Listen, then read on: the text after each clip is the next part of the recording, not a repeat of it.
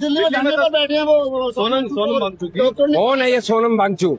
कौन है ये? एक शिक्षाविद है। कोई शिक्षाविद नहीं है, ये चाइना का एजेंट है। देश को बदनाम करता है, ऐसे लोगों को नेस्त नाबूद कर देंगे। इतने तेजस्वी लोग हैं हमारे पास। तो भैया सुना, सोनम वांगचुक तो चाइना का एजेंट निकला और अब बीजेपी वाले इन्हें निस्तो नाबूद कर देंगे।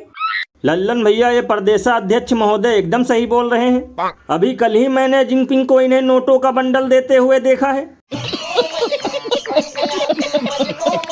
लल्लन भैया, अगर कभी भरे मंच से गाली देने का सौभाग्य मिला तो मैं इन बीजेपी वालों को ही दूंगा, क्योंकि अब ये नंबर 1 के बेशरम हो चुके हैं। यानी अगर किसान अपने हक अधिकार के लिए सड़क पे उतरे तो उसे खालिस्तानी बोलते हैं, अगर बेरोजगार रोजगार के लिए सड़क पे उतरे तो उसे भिखारी बोलते हैं, और अब दिन रात देश की सेवा करने वाला व्यक्ति भी चाइना का एजेंट हो गया।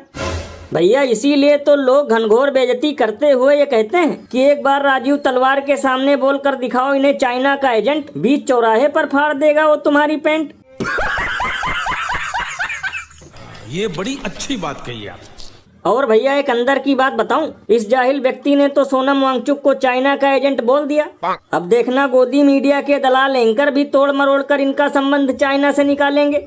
यानी कोई बोलेगा इसकी तो शकल ही चाइना वालों से मिलती है, तो कोई बोलेगा ये लद्दाख में रहता है तो जरूर इसका संबंध चाइना से होगा। ये बिल्कुल सही कहा आपने, क्योंकि बेगानी शादी में अब्दुल्ला दीवाना और न्यूज के नाम पर गांजा दिखाना तो इनकी पुरानी आदत है। और अभी तो रुको, क्लाइमैक्स अभी बाकी है। लेकिन उन्हीं का जिनका पैसा चोरी हुआ, मुझे लगता है कि शायद उन्होंने श्रद्धा पूर्वक भाव के साथ भगवान के मंदिर में अर्पित नहीं किया होगा, इसलिए उनका पैसा चोरी हो गया। ये सब क्या देखना पड़ रहा है? अच्छा है मैं अंधा हूँ। तो भैया सुना, राम मंदिर में चढ़ावा चोरी होने की असली वजह ये थी, कुछ नकली हिंदुओं ने वहाँ श्रद्धा भाव से दान नहीं दिया।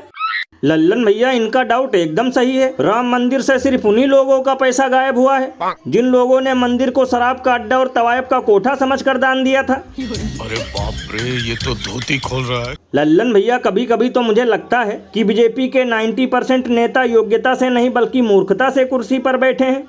मतलब कल को कोई आकर ये ज्ञान पेलेगा कि सिर्फ वही सड़क धंस रही है जो गलत टैक्स के पैसों से बना है, और उन्हीं बेटियों का रेप हो रहा है जिनकी माँ ने बिना शुभ मुहूर्त देखे ही पैदा किया है। भैया इसीलिए तो इस पर महान कवि बाबा लपेटू दास ने कहा है कि बीजेपी पार्टी नहीं नमूनों का भंडार है, बस इसीलिए तो एक खाते अंडे की मार है। बताओ, ऐसी बकलोली भरा बयान सुनकर तो खुद प्रभु श्री राम भी गाली दे रहे होंगे कि अगर गायब करना है या करवाना है तो 10-20 करोड़ और गायब करवा दो, लेकिन ऐसी बकलोली भरा प्रवचन ना दो कि मुझे सिर्फ तुम्हारी नाभि पे तीर मारने के लिए उतार लेना पड़े। ये बिल्कुल सही कहा आपने, क्योंकि चंदा चोरी से ज्यादा तो हरामखोरी हो रही है।